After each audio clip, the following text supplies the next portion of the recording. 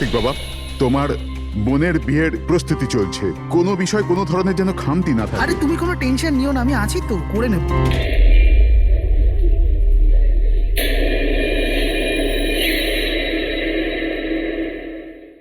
ওহো, বিয়ের বাড়ির ব্যাপার, মেহেন্দির অনুষ্ঠান। আরে দাদা কি করছেন, তাড়াতাড়ি করুন, অতিথিরা তো এক্ষুনি চলে আসবে। আন্টি, তুমি কেন এত টেনশন নিচ্ছ?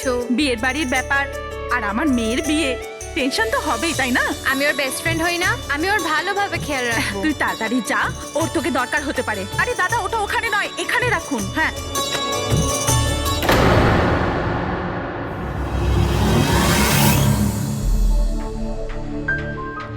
ইরা, কোথায় হারিয়ে গেছিস? হ্যাঁ, চল, অনেক কাজ বাকি।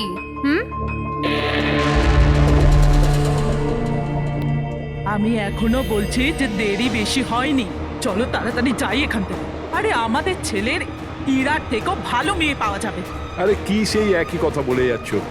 তোমার যদি জানা না থাকে জেনে ও বুঝে নাও, আমার ছেলে ইরাকে খুব ভালোবাসে এবং ওকেই বিয়ে করবে ঠিক করেছে। হ্যাঁ হ্যাঁ কার্তিক, এক্ষুনি আসছি আমি। অমৃতা, কি হয়েছে? তোর ভাই ফোন করেছে, কিছু কাজ আছে, এক্ষুনি আসছি। আর শোন, আজ মেহেন্দি তোর, তোর মুখে না একটু স্মাইল রাখ।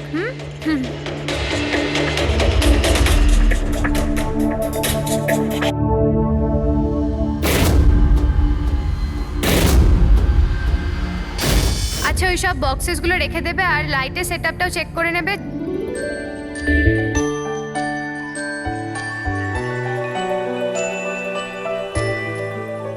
কি ব্যাপার?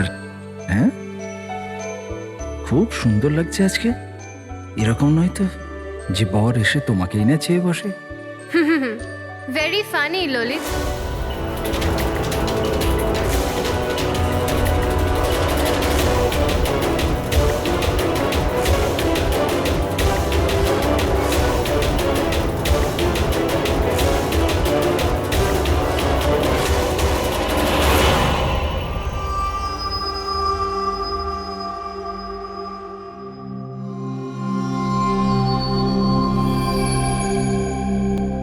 রিসর্ট কি বন্ধ হয়ে গেল?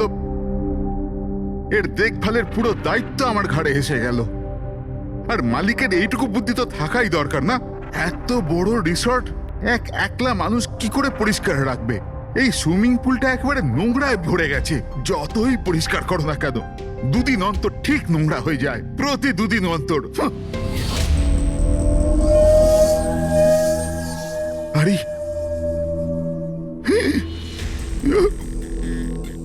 আরে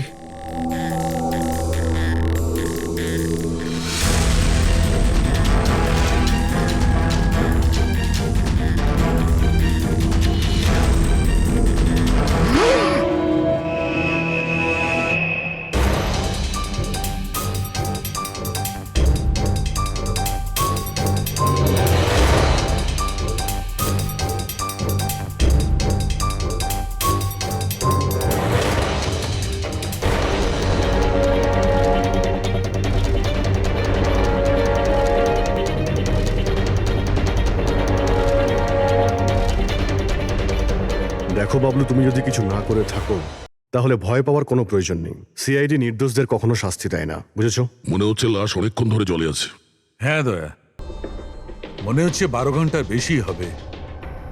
কোথাও কোনো আঘাতের চিহ্ন নেই বস, শুধু এখানে এই গলায় এখানে অদ্ভুত কিছু লেগে আছে। গলা টিপে মেরেছে? আপাতত দেখে তাই মনে হচ্ছে। এই রিসর্টের চাবি কি তোমার কাছেই থাকে? না স্যার, মালিকের কাছেও একটা আছে। তুমি গেটটা দেখাও তো। পঙ্কজ, দেখো তো, একটু ভালো করে চেক করো, দেখো কিছু পাওয়া যায় কিনা।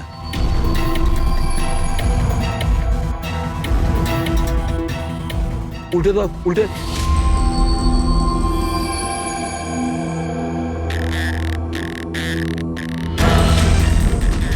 স্যার, এ তো ট্যাক্সির বিল দেখছি।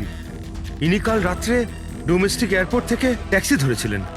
পঙ্কজ, এই লাশটার ফটো তুলে এয়ারপোর্ট সিকিউরিটিকে দেখাও আর এর পরিচয় জানো। তালা তো ভাঙা নেই, তার মানে হলো কেউ চাবি দিয়ে খুলে ভিতরে ঢুকেছে, বা হয়তো অন্য কোনোভাবে। হতে পারে স্যার এই রিসর্টেরই কোনো কোণাতে এই অপরাধটা হয়েছে। বা হতে পারে দয়া ওকে এখানে মেরেই এখানে ফেলে দিয়েছে, বা অন্য জায়গায় মেরে ওর লাশটাকে এখানে ফেলে রেখেছে। পুরবী, এত বড় একটা গেটের উপর দিয়ে লাশকে নিয়ে ঝাঁপ দেওয়া অসম্ভব মনে হচ্ছে। অন্য কোনো রাস্তা দিয়েই ও লাশ নিয়ে ভিতরে এসেছে। কিন্তু স্যার ভেতরে আসবার জন্য অন্য কোনো রাস্তা নেই এটা ছাড়া। আরে তুমি আমাদের কাজটা করতে দাও না, এদিকে এসো।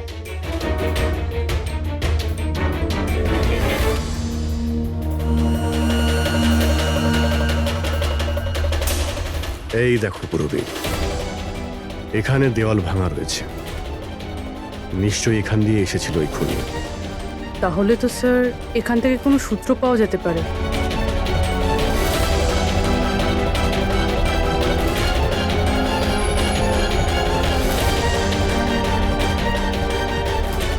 এই হলো প্রমাণ, এই সোনালী সুতো।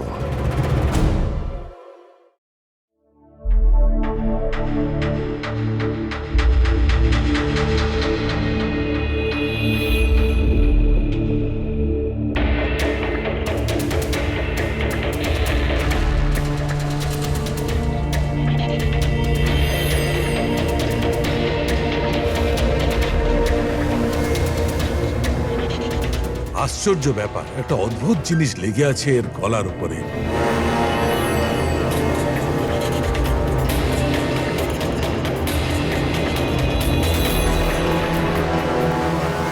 ও, কি হয়েছে স্যার? একটু শুঁকে দেখো এটা। মেহেন্দি? মেহেন্দি সারিকা, এর গলার উপর মেহেন্দির দাগ। সারিকা, এর মৃত্যু হয়েছে গলা টেপার কারণে। গলায় আছে মেহেন্দির চিহ্ন, তার মানে যে এর গলাটা টিপে ধরেছিল ওর হাতে মেহেন্দি লাগানো ছিল। আর খুনটা যে করেছে সে হয়তো কোনো মেয়ে, আর ও সেই সময় খুন করেছে যখন ওর হাতের মেহেন্দি ঠিক করে শুকোয়ও নি। রাইট। আজকাল এমনিতেও বিয়ের সিজন চলছে, হয়তো কোনো ফেস্টিভ্যাল, ফাংশন বা বিয়ে বাড়িতে গিয়েছিল। রাইট, এই জন্য অভিজিৎ ওখান থেকে সোনালী সুতো পেয়েছিল। হয়তো কোনো দামি ড্রেসে যেটা পরেও পার্টিতে যাচ্ছিল। তার মানে হচ্ছে এই সোনালী সুতো আর গলায় লেগে থাকে এই মেহেন্দি আমাদের খুনি পর্যন্ত পৌঁছে দেবে।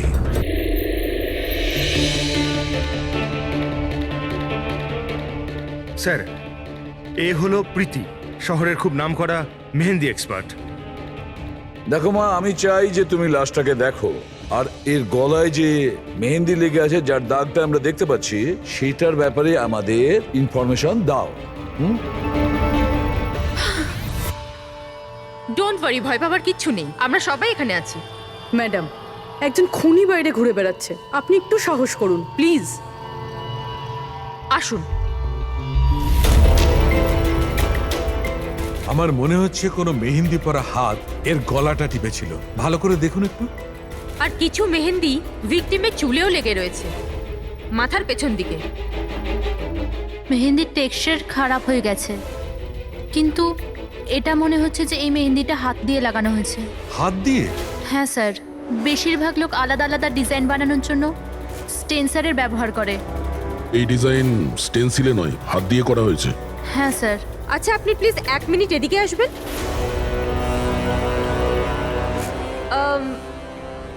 আপনি এই মেহেন্দি সম্পর্কে আর কিছু বলতে পারবেন?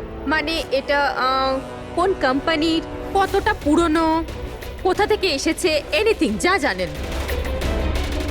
স্যার, মেহেন্দির কালার, টেক্সচার আর স্মেল থেকে মনে হচ্ছে এই মেহেন্দিটা কোনো কমার্শিয়াল কোম্পানির নয়, এটা নিশ্চয়ই কেউ বাড়িতেই বানিয়েছে। তার মানে লোকেরা সাধারণত বাড়িতে তৈরি মেহেন্দি ব্যবহার করে, তাই তো? হ্যাঁ স্যার, কারণ ওটা কেমিক্যাল ফ্রি থাকে। আচ্ছা, এরকম তো শহরে অনেক লোকই আছে যারা বাড়িতে মেহেন্দি বানায়, তাই মেহেন্দির সাহায্যে তাকে ধরতে গেলে অনেকটা সময় লেগে যাবে স্যার। স্যার, হ্যাঁ স্যার ভিক্টিমের ব্যাপারে জানতে পেরেছি। হ্যাঁ, একে? স্যার, ওর নাম দীপেন, দিল্লিতে থাকতো। আর আমি লোকাল পুলিশকে বলে দিয়েছি যে ওর বাড়ির লোককে যেন খবর দিয়ে দেয়। গুড। আচ্ছা প্রীতি, আরো একটু দেখুন যদি আমাদের কিছু বলা যায়।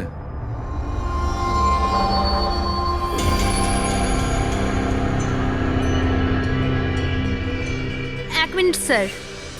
স্যার মেহেন্দির ডিজাইন থেকে আর একটা কথা বোঝা যাচ্ছে। সেটা কি? স্যার ওই মেয়েটার ব্যাপারে, যার মেহেন্দির ঘাড়ে লেগেছে। ওই মেয়েটার বিয়ে এমন একটা ছেলের সাথে হচ্ছিল যার নাম আর দিয়ে শুরু হয়। আর লেটার দিয়ে শুরু, সেটা কিভাবে জানা গেল? বেশিরভাগ নতুন বউ যখন মেহেন্দি লাগায় তো নিজের স্বামীর ইনিশিয়াল লেটার হাতে লেখায়। তো স্যার এটা সেই ইনিশিয়াল লেটার। হ্যাঁ বস, উল্টো আর লেখা আছে। আর তাহলে আমাদের খোঁজ নিতে হবে এই সপ্তাহে এই শহরে কটা বিয়ে হয়েছে আর কটা বিয়ে হতে চলেছে যেখানে পাত্রের নাম আর দিয়ে শুরু।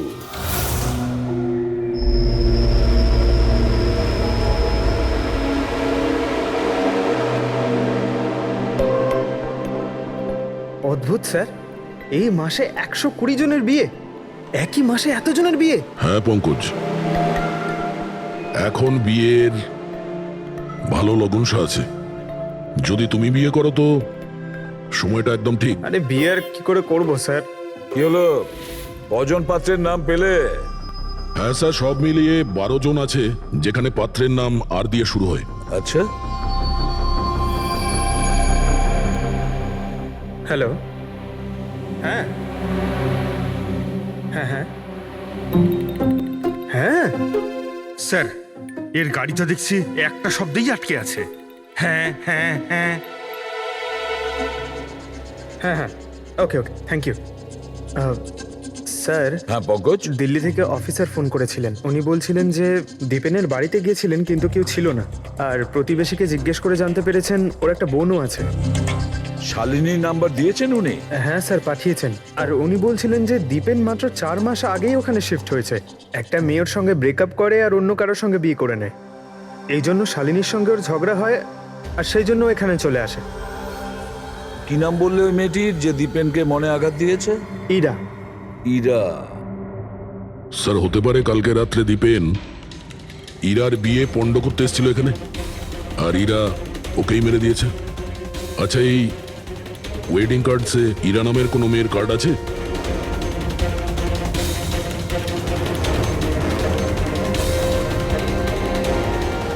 হ্যাঁ স্যার।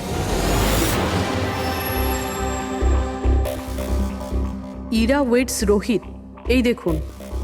এই দেখো, ইরা ওয়েটস রোহিত, আর ওদের বিয়ে আজকেই।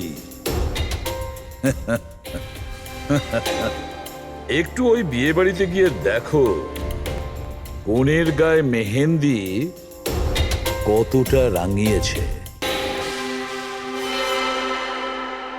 আপনারা সিআইডি থেকে এসেছেন তো যা খুশি তাই করবেন। আইনের নামে কারুর বিয়ে আটকাবার অধিকার কে দিয়েছে আপনাদের? না না, আমরা এখানে কারো বিয়ে থামাতে আসিনি। আমরা এখানে এসেছি তদন্ত করার জন্য।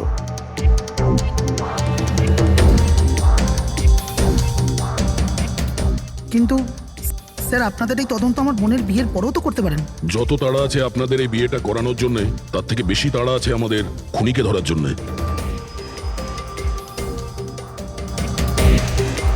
একে চেনেন আপনারা?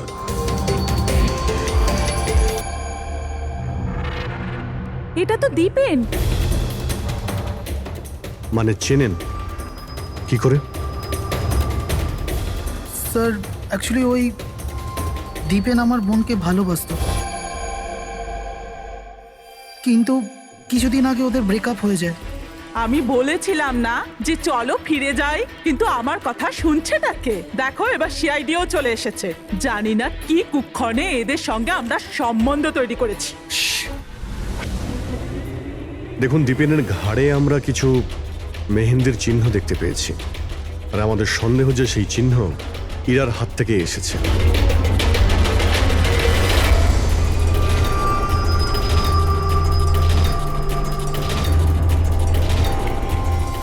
পুরো বিয়ে একবার দেখে নাও তো। হীরা একবার একটু ওঠো তো। ম্যাডাম কি করছেন আপনি? এখনো তোমার বউ নয়, ও এখন একজন সাসপেক্ট। আমাদের সন্দেহের তালিকায় আছে। আমাদের সন্দেহ যে দীপেনকে খুন করেছে। হীরা এসব কি বলছে? মানে কি? তোমার হাতটা দেখাও।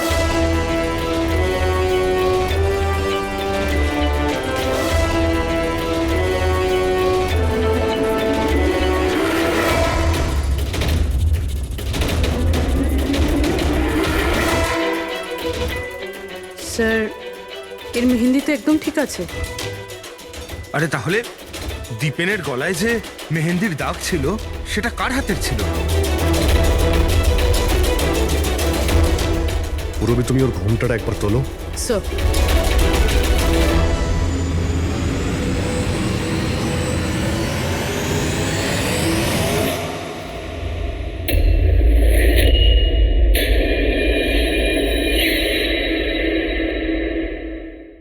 অমৃতা, তুমি এই মণ্ডপে কি করছো? আর আমার মেয়ে ইরা কোথায় বলো? অমৃতা? এ কে? এ আমার মেয়ের বন্ধু হয়। ও, মণ্ডপ থেকে তাহলে কোণে উধাও, আর কোণের জায়গাতে তার বান্ধবী বিয়ে করছে। এসব কি হচ্ছে এখানে? হ্যাঁ, স্যার ওই আসলে কাল রাতে আরে ফ্লার্ট কে করছে রে ভাই? আমি তো তোমার প্রশংসা করছি। আচ্ছা তাই নাকি? প্রশংসা করছো? হ্যাঁ, তুমিও না একদম পাল্টাবে না।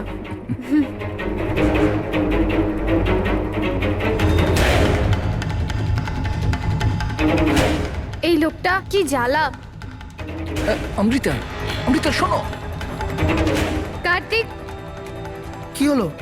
ওই আমি এক্ষুনি দীপেনকে দেখলাম, ও ইরাকে টেনে নিয়ে যাচ্ছিল। দীপেন? হ্যাঁ। ওরা তো সাহস কোথায়? ও ওইদিকে চলো।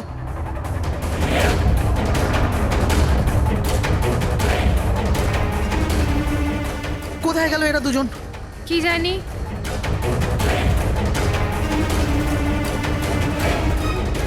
এই এটা তো ইরার ফোন। পাওয়া যায়নি ওকে? না স্যার, ওদের পাইনি। তো দীপেন এখানে এসেছিল আর ইরাকে জোর করে নিয়ে গেছে, কিডন্যাপ করে। স্যার, কিডন্যাপ তো বলা যায় না, কিন্তু কিডন্যাপ বলা যাচ্ছে না মানে? ওই অমৃতা, এটা একটা মার্ডার কেস, আর সিআইডির কাছ থেকে কিছু লুকোনোর চেষ্টা করলেও সেটা খুব খারাপ হবে। অমৃতা, যা জানো সত্যি সত্যি বলো। স্যার, স্যার সত্যি তো এটা যে ইরা এই বিয়েটা করতেই চাইছিল না। ও তো দীপেনকে ভালোবাসতো। ও তো শুধু বাড়ির লোকেদের চাপে পড়েও এই বিয়ের জন্য রাজি হয়েছিল। অমৃতা, চুপ করো। আমি তো আগে থেকেই জানতাম এরা হলো 420। আর কি কি রহস্য রয়েছে যা এখনো সামনে আসতে চলেছে? এখানেই বলবেন নাকি সিআইডি ব্যুরোতে গিয়ে চা খেতে ইচ্ছে করছে? হ্যাঁ স্যার, ব্যাপারটা হলো গত কমাস ধরে আমার ব্যবসা ঠিকঠাক চলছে না। আমার প্রচুর লোকসান হয়ে যাচ্ছিল। সুশীল বাবু আমার বিজনেসটাকে স্টেবল করবার জন্য প্রচুর সাহায্য করেছে। তো নিজের মেয়ের বিয়ের ডিল করেছিলেন আপনি, যাতে আপনার ডুবে যাওয়া বিজনেসটা আবার ভালো মতো দাঁড়িয়ে যায়, কি? তাই ইরা উধাও হয়ে যাওয়ার পর অমৃতাকে এই মণ্ডপে বসিয়েছেন যাতে কোনোভাবেই এই বিয়েটা না আটকায়। বাহ! আর অমৃতা, তুমি এই পুরো ষড়যন্ত্রে এত সহজেই যোগদান করলে? আমি এসব কিছুই জানতাম না। আমাকে তো কার্তিক বলেছিল যতক্ষণ ইরাকে পাওয়া যাচ্ছে না আমি এখানে বসে থাকি। এখনই তো 7 পাক হতো, তারপর বিয়েও করে নিতে আমাকে ঠকিয়ে। না, আমি মণ্ডপ থেকে বেরোতেই যাচ্ছিলাম, আর তখনই সিআইডি এখানে চলে এলো, আর সত্যি সবার সামনে চলে এলো। অর্ধেক সত্যি তো সামনে এসছে, আর বাকি অর্ধেক সত্যি সামনে আসবে যখন এটা জানা যাবে যে দীপেনকে মারার পর ইরা কোথায় চলে গেছে। আমার মেয়ের উপর মিথ্যে অপবাদ দেবেন না স্যার। ও তো দীপেনকে ভালোবাসতো, ও কেন খুন করবে ওকে?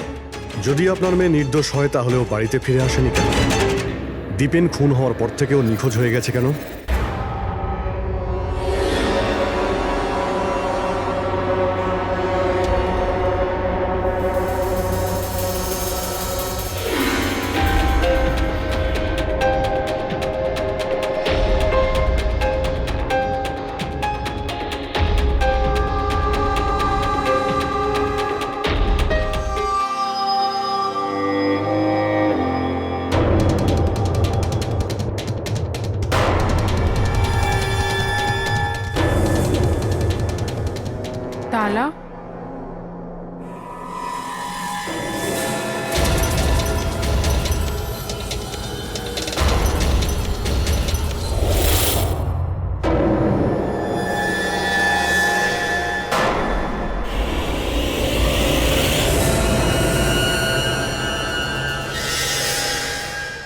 দেখো বস, ইরা নিজের মেহেন্দি পরা হাত দিয়ে দীপেনের গলা নিশ্চয়ই ধরেছিল, কিন্তু দীপেনের মৃত্যু ইরার হাতে হয়নি।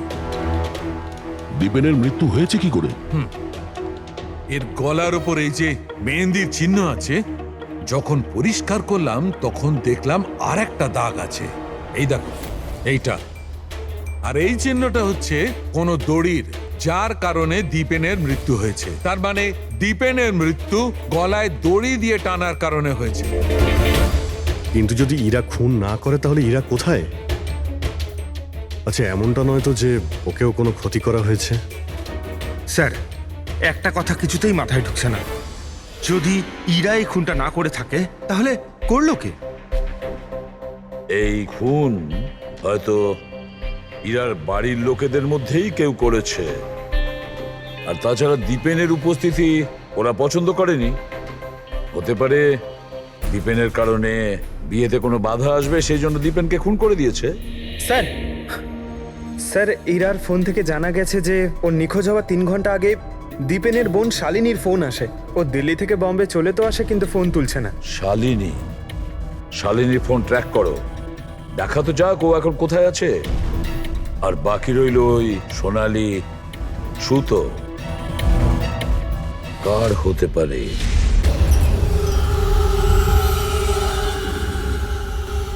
আমাকে আপনারা বলবেন এসবের মানেটা কি? আর আপনারা এই মেহেন্দি অনুষ্ঠানের জামা কাপড়গুলো এনেছেন কেন? দেখুন, আমরা কিছু সোনালি সুতো পেয়েছি ক্রাইম সিন থেকে। আর ওই সোনালি রঙের সুতো যার কাপড়ের সঙ্গে ম্যাচ হয়ে যাবে, খুনি সেই। ইরাকে সন্দেহ করছিলেন, কি ওই সন্দেহ দূর হয়ে গেছে? হ্যাঁ, আপাতত তো ধরে নিন যে ওই সন্দেহটা দূর হয়ে গেছে, কারণ দীপেনের মৃত্যু দড়ি দিয়ে শ্বাসরোধ করে হয়েছে, ওই মেহেন্দি লাগানো হাতে নয়। তার মানে আপনাদের এটা মনে হচ্ছে যে খুনি আমাদের মধ্যে থেকে কেউ বোধহয় করেছে? কারেক্ট। এখন শুধু সেটাই দেখতে হবে যে ওই সোনালি রঙের সুতো কার কাপড়ের সঙ্গে ম্যাচ করে। আশ্চর্য, রেশমের ছোট ছোট টুকরো থেকে আপনারা এত বড় একটা সিদ্ধান্ত নেবেন। জানি না ওই টুকরোটা ম্যাচ করবে কিনা। অদ্ভুত কথা তো আপনি বলছেন রাজনবাবু। আপনার হঠাৎ খুব অসুবিধা হচ্ছে? উল্টে আপনার খুশি হওয়ার কথা যে আমরা আপনার মেয়েকে এবারে সন্দেহ করিনি।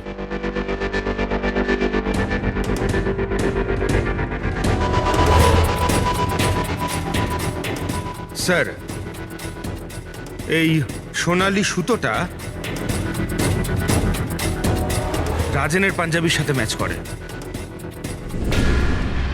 স্যার, এই দেখুন, সুতোটা এইখান থেকে ছিঁড়েছে।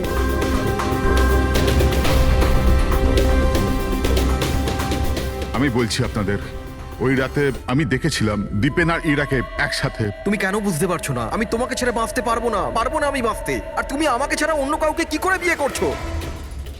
যখন আমি নিচে পৌঁছলাম তো ওরা দুজন চলে গিয়েছিল, আর দীপেনের ঠিকানা ইরার পুরনো চিঠি থেকে আমি পেলাম। তারপরে আমরা ওর পুরনো বাড়িতে গেলাম।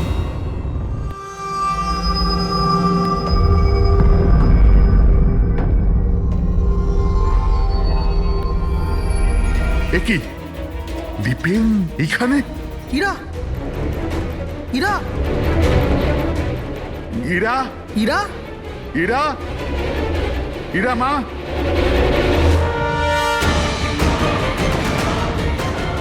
বাবা, এই দেখো, দীপেন ওর ফোনে ওর মৃত্যুর কারণ লিখেছে। কি লিখেছে এখানে? ইরা কে ছাড়া না আমার জীবনের কোনো মানে আছে না লক্ষ্য। এরা আমার যদি না হয় কারোর হবে না। বিদায়। ও যদি আমার না হয় তাহলে কারোরই হবে না। আচ্ছা, এমনটা নয় তো যে দীপেন মারা যাওয়ার আগে ইরাকে কোনো ক্ষতি করে দিয়েছে?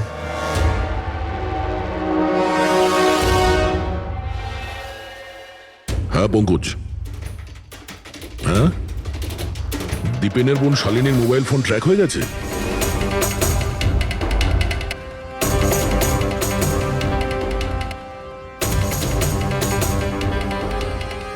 শালিনীর মোবাইল ফোনের নেটওয়ার্ক অনুযায়ী ও তো সকালেই এসে গেছে এখানে। হ্যাঁ, কিন্তু আমাদের ফোন তুলছে না কেন?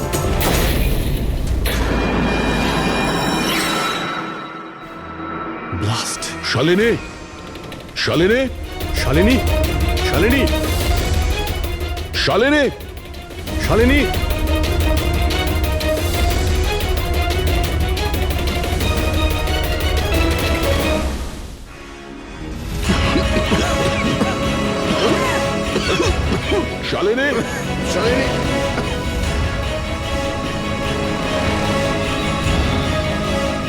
শালিনী! শালিনী!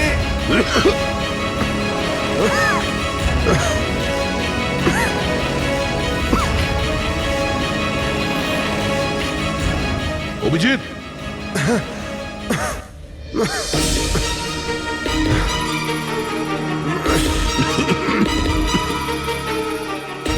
অভিজিৎ সাবধানে। কে ওখানে?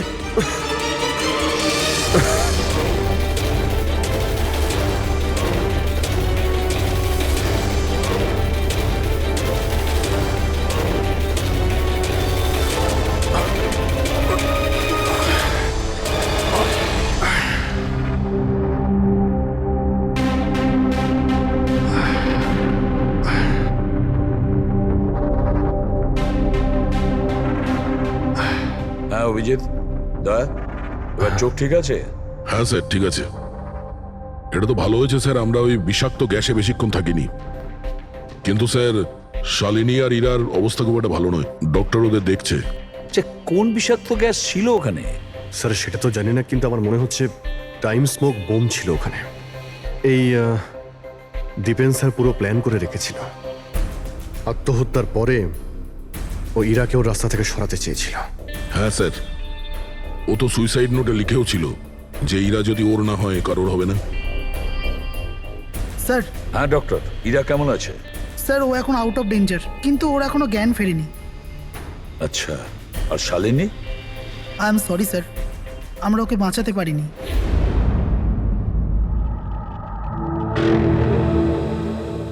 স্যার স্যার এই দীপেন শুধু নিজের প্রাণ নেয়নি, বরং বরং ওর বোনের মৃত্যুরও কারণ হয়েছে। সেটাই তো। হ্যাঁ শালুকে বলো। আচ্ছা ঠিক আছে, আমরা আসছি। কি হচ্ছে স্যার? শালুকে বলছিল দীপেন আত্মহত্যা করেনি।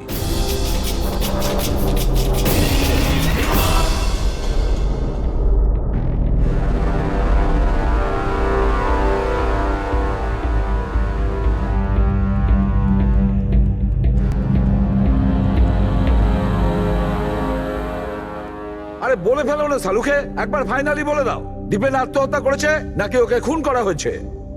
বস আমি জানি যে তোমরা খুবই বিরক্ত হচ্ছ। তোমাদের মনে হচ্ছে শালুকে কোনো কথাই বলছে না। কখনো বলছে ইরা দীপেনকে হত্যা করেছে, কখনো বলছে যে দীপেনের হত্যা ইরা করেইনি, কখনো বলছে দীপেন আত্মহত্যা করেছে, কখন বলছে দীপেন আত্মহত্যা করেনি। কিন্তু আমি কি করব ভাই, এই কেসটার সূত্র খুব অল্প অল্প করে আসছে। আরে স্যার, যে প্রমাণ পেয়েছেন সেটা নিয়ে কিছু বলুন না।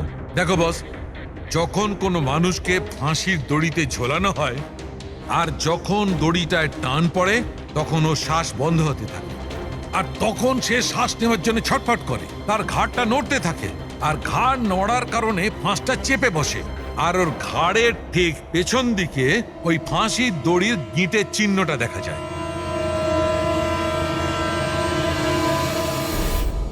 হ্যাঁ স্যার, দাগ তো আছে। আর স্যার এর ঘাটটা এইভাবে হেলে রয়েছে কেন? এটা কিসের জন্য? হ্যাঁ, এর ঘাড়টা হেলে আছে কারণ এ আগেই মারা গেছে।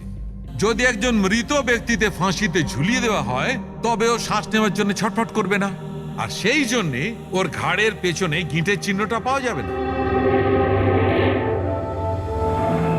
না, এর পিছনে তো কোনো চিহ্ন নেই। কারণ ঘাড়টা গিঁটের সংস্পর্শে আসেনি। তুমি নতুন কি আর বললে? আমরা কি এগুলো জানি না? দেখো শালুকে, তুমি শুধু এটা বলো, দীপেনের ঘাড়ের পিছনে ফাঁসির দড়ির গিঁট আছে, হ্যাঁ কিংবা না? দীপেনের ঘাড়ের পেছনে দড়ির গিঁটের চিহ্ন নেই। এসো আমি দেখাচ্ছি। এই দেখো বস, দীপেনের ঘাড়ের ওপর কোনো চিহ্ন নেই। ও, তার মানে খুনি আমাদের ভুল বোঝাচ্ছিল। আগে থেকেই মরে যাওয়া লোককে ঝুলিয়ে দিয়েছে যাতে মনে হয় আমাদের সুইসাইড করেছে। অনেক লম্বা প্ল্যানিং করেছিল। এমন কেউ রয়েছে যে দীপেন আর ইরা দুজনকেই মারতে চেয়েছিল। আর ওই সুইসাইড নোট, সেটাও খুনি লিখেছে। হ্যাঁ স্যার, দীপেনের সুইসাইড নোট দীপেন নিজে লেখেনি। আমি এই মেসেজের অ্যানালাইসিস করিয়েছি একজন লিঙ্গুইস্টিক এক্সপার্টকে দিয়ে। ডক্টর সারিকা, এই লিঙ্গুইস্টিক এক্সপার্ট কি হয়? স্টাইলোমেট্রি নামের একটা শিল্প হয়। যেমন ধরুন, যেমন প্রত্যেক মানুষের আঙ্গুলের ছাপ আলাদা আলাদা হয়, ঠিক তেমনই তার হাতের লেখা স্টাইল, তার ধরন আলাদা আলাদা হয়। প্রত্যেকটা মানুষের লেখার ধরন আলাদা। কেউ অক্ষরগুলোকে একটু ছোট ছোট লেখে, কেউ অক্ষরগুলো বড় বড় লেখে, মাঝখানে অনেকটা ফাঁকা থাকে। কেউ একদম সোজা লাইনে লেখে, কেউ এবড়ো খেবড়ো লেখে। কিছু লোক প্রত্যেকটা অক্ষরের পরে কমা দেয়, যেমন ফ্রেডি দিয়ে থাকে। সবার লেখার ধরন আলাদা আলাদা। এক্সপার্ট এগুলোও বলতে পারেন? শুধু এটুকুই নয়, এক্সপার্ট এটাও বলতে পারে যে টাইপ করেছে সে নারী না পুরুষ। তাহলে সারিকা, ওই সুইসাইড নোট দীপেন লিখেছে কি না? না স্যার, আমি দীপেন আর ইরা দুজনের ফোনসে চেক করেছি, তো আমি একজনের সম্পর্কে জানতে পেরেছি যার লেখার ধরন এক্স্যাক্টলি সুইসাইড নোটের সঙ্গে ম্যাচ করছে। এই যে সেই মেসেজ, এই মেসেজেও সুইসাইড নোটের মতো প্রত্যেকটা সেন্টেন্সের মাঝে 3টে ডট আছে। প্রত্যেকটা সেন্টেন্স শর্ট আর ক্রিস্প, আর প্রত্যেকটা মেসেজ হয় গুড বাই না হলে বিদায় লিখে শেষ করা হয়েছে।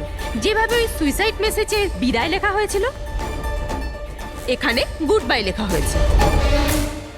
আচ্ছা, তার মানে হলো আমরা সেই খুনিকে খুঁজে পেয়েছি।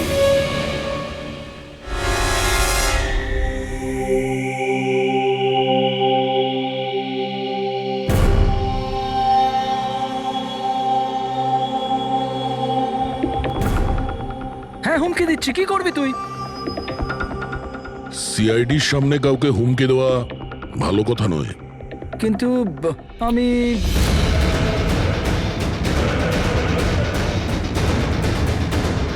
এই দাঁড়া। আরে আরে আরে ললিত বাবু, কোথায় পালাচ্ছেন? এটা তো বলে যান যে দীপেনকে খুন করতে গেলেন কেন? এটা এটা আপনি কি বলছেন? আমি কাউকে মারিনি। আচ্ছা, সত্যি কথা বলবি নাকি? বলবি নাকি মাথাটা ঠুকে দেবো নিচে? আমি মেরেছি। প্লিজ প্লিজ আমাকে নিচে নামো, আমাকে নিচে নামো। চল, এক তো তুই দীপেনকে খুন করেছিস, আর তার উপরে এটা দেখাতে চেয়েছিস যে ও সুইসাইড করেছে। হ্যাঁ, ইনফ্যাক্ট আমি ওর সুইসাইড নোটটা লিখেছিলাম। কিন্তু কিন্তু কি?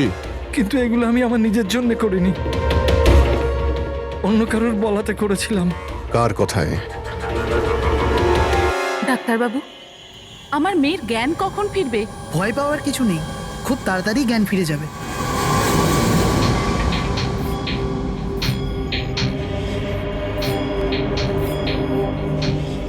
ললিত,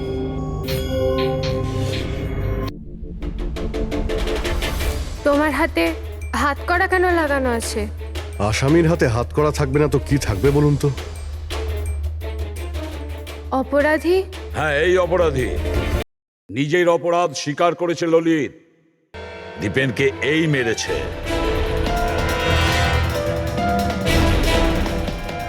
ললিত, এনারা সবাই কি বলছেন? আর তুমি কেন করলে এইসব?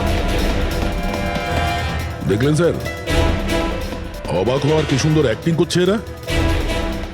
যেখানে সত্যি এটাই যে ললিতকে খুন করতে বলার আসল অপরাধী এখানে এই রুমে উপস্থিত আছে। হ্যাঁ,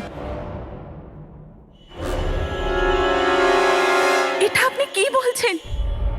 এখানে আমার মেয়ে জীবন মৃত্যুর সঙ্গে লড়াই করছে, আর আপনি উল্টে আমাদেরই দোষী করছেন।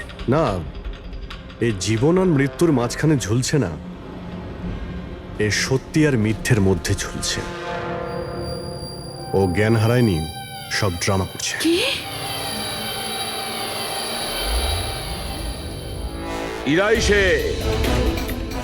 ইরাই ললিতকে বলেছে দীপেনকে মেরে ফেলার জন্য। এই কি সব কথা বলছেন আপনারা? অবস্থা দেখুন এর। আপনাদের মনে হয় যে এ জেনে শুনে বিষের কন্ট্যাক্টে গেছে? স্যার, ইঞ্জেকশন লাগিয়ে দিই? হ্যাঁ হ্যাঁ, নিশ্চয়ই, তাড়াতাড়ি। এটা কিসের ইঞ্জেকশন লাগাচ্ছেন আপনারা? সত্যি কথা বলার, এই ইনজেকশনে একটা কেমিক্যাল আছে যেটা শরীরে যেতেই মানুষ সত্যি কথা বলতে শুরু করে।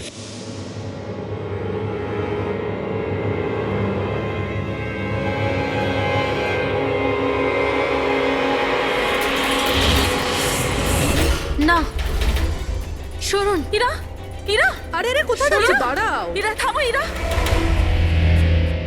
এর মানে হলো যে সিআইডিরা ঠিক কথা বলছে। করেছেন? আর মিথ্যে বলে কোনো লাভ নেই। এই ললিত তোমার মুখোশ খুলে দিয়েছে। এটা কি করলে ললিত? নিজে ফাঁসছিলে তার সাথে সাথে আমাকেও ফাঁসিয়ে দিলে। এরা এই প্রতিজ্ঞাটাই তো আমরা করেছিলাম ভালোবেসে, যে আমরা একসাথে বাঁচবো আর একসাথে মরবো। কি তোমরা দুজন একে অপরকে ভালোবাসো? এসব কবে? ইরা, তুই তো দীপেনকে ভালোবাসিস। হ্যাঁ, ও চাইতো, কিন্তু হঠাৎ করে ললিতকে ভালোবেসে ফেলে। আর এই সব কিছু করেছে ও নিজের বিয়ে ভাঙার জন্য। কিন্তু ভাগ্যক্রমে ইরার কাছে শালিনীর কল আসে যে দীপেন ইরার বিয়ে আটকাতে এসছে। আর ইরা খুব বড় প্ল্যান করেছিল। দীপেনের কাঁধে বন্দুক রেখেও গুলি চালাতে চেয়েছিল। আর আমরা ভেবেছিলাম যে প্রথমে আমরা দীপেনকে মেরে দেবো।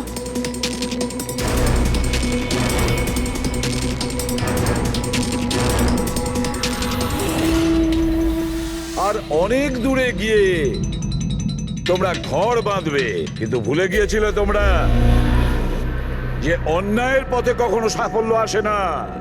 বুঝেছো? আমাদের প্ল্যান একদম ঠিকঠাক চলছিল, কিন্তু বাবা আর কার্তিক এসে আমাদের প্ল্যানে জল ঢেলে দিল।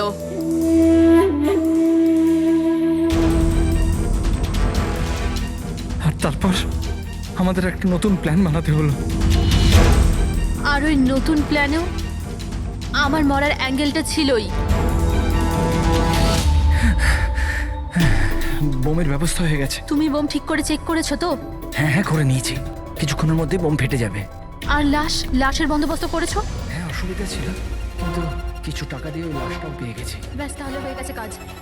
আমি লাশকে আবার নিজের জামা কাপড় পরিয়ে দেবো, আর যখনই বোম ফাটবে তখন সবার মনে হবে যে দীপেনের সাথে সাথে আমিও মরে গেছি। আচ্ছা, আমি বোমটা চেক করেছি। ওকে,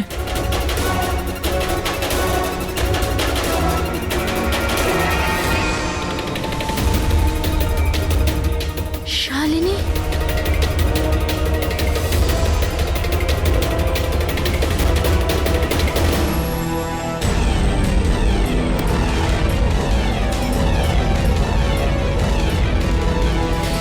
আর সেই কারণে তুমি শালিনীকে মেরে ফেলেছো। তো আর কি করতাম? সব দেখে নিয়েছিল, কোনো উপায় ছিল না। কিন্তু একটা কথা বোঝা গেল না, যে ওই বিষাক্ত গ্যাস ব্যবহার করেছিলে কেন? বিষাক্ত গ্যাস দিয়ে তো মুখ বদলে যাবে না ওই মর্গের মৃত লাশটার? হ্যাঁ, তাহলে তুমি এটা কি করে ভাবলে যে আমরা ওটাকে তোমার লাশ ভাববো? আমরা বিষাক্ত গ্যাস ব্যবহার করতে চাইনি। আমরা ওই বাড়িটাকে বোম দিয়ে ওড়াতে চেয়েছিলাম, কিন্তু এই ললিত ভুল করে কি বোম নিয়ে এসেছিল যেটা ফাটলই না, ফুস হয়ে গেল। আর এর আগে আমরা আরেকটা বোমের ব্যবস্থা করতাম। আপনাদের গাড়ি আসার আওয়াজ আমরা শুনতে পেলাম, তখন আমাদের প্ল্যানটা চেঞ্জ করতে হলো। আর ও আমাকে ওখানেই বেঁধে চলে গেল, যাতে সবার মনে হয় যে অপরাধ আমি করিনি, আমার সাথেই হয়েছে। আর তারপর আমি বাড়ির অন্য একটা দিকে গিয়ে লুকিয়ে পড়লাম, যেখানে কোনো গ্যাস ছিল না। আর তারপর আমি ওখান থেকে প্রাণ বাঁচিয়ে পালালাম। আমরা এটা চাইছিলাম যে আপনাদের যাতে মনে হয় এই সমস্ত কাজকর্ম দীপেন করেছে। ও নিজে তো আত্মহত্যা করে নিল, কিন্তু ইরাকে মারতে অসফল হয়েছিল। নিজেদের জীবনটাকে সুন্দর করবার জন্য একটা নয়, দুটো নয়, তিনটে প্ল্যান করেছিলে তোমরা। আর দুটো নিরীহ লোকের প্রাণও নিয়েছো তোমরা। এবার জেলের গড়াদের পেছনে পৌঁছতে পৌঁছতে প্ল্যান তৈরি করো ফাঁসি থেকে নিষ্কৃতি পাওয়ার জন্য।